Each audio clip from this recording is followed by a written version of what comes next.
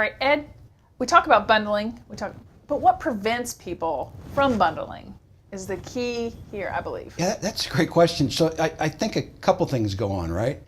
I think first and foremost, when you see an inspector or an account manager not really bundling services, bundling offerings, I think it comes down to maybe a couple of things. And I think first and probably primary is they may not understand it, right?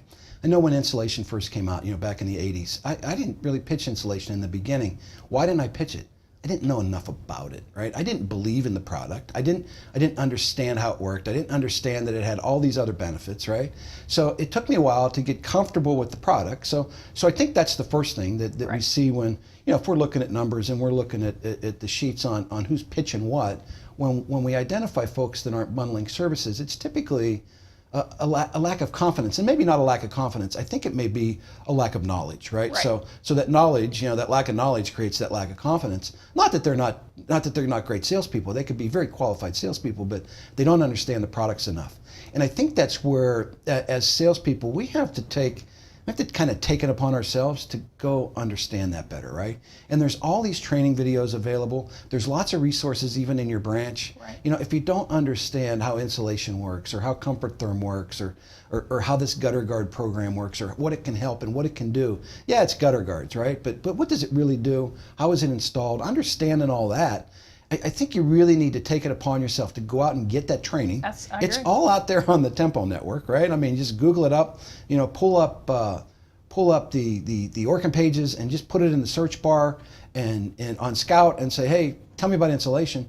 And there's videos and there's all these kind of tools that you can get better at it because, again, I think that primarily the main reason, I don't think it's fear of asking for a lot of money. We're all salespeople, right? We got to get there. It's not being able to tie it back into why it maybe ties into a conducive condition. Exactly. And I think really the biggest thing is that lack of understanding, that lack of knowledge on how the product works and what it can do for the customer and being able to explain it. So when I see folks that are struggling with bundles and not pitching bundles, it has nothing to do with their ability as a salesperson. It has to do with their confidence level. Yeah, they must not believe it.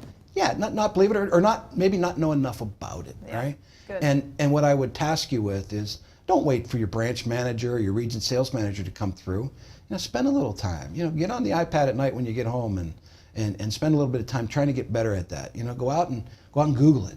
Go out and Google attic insulation. All that stuff's out there to become more confident in the products you're selling, because once you have that down, once you have the understanding and the knowledge, the confidence will build and you'll start pitching it and you'll sell a few. You'll go back, you'll check the jobs after they're done and you'll say, hey, that's a really good looking job. I'm going to go sell some more of that. So that would be my thought process around why people don't bundle.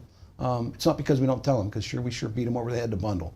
But oftentimes we lose track of the fact that maybe they don't know enough about the product. So that's kind of on us, but more importantly on them. Go get that information. It's out there.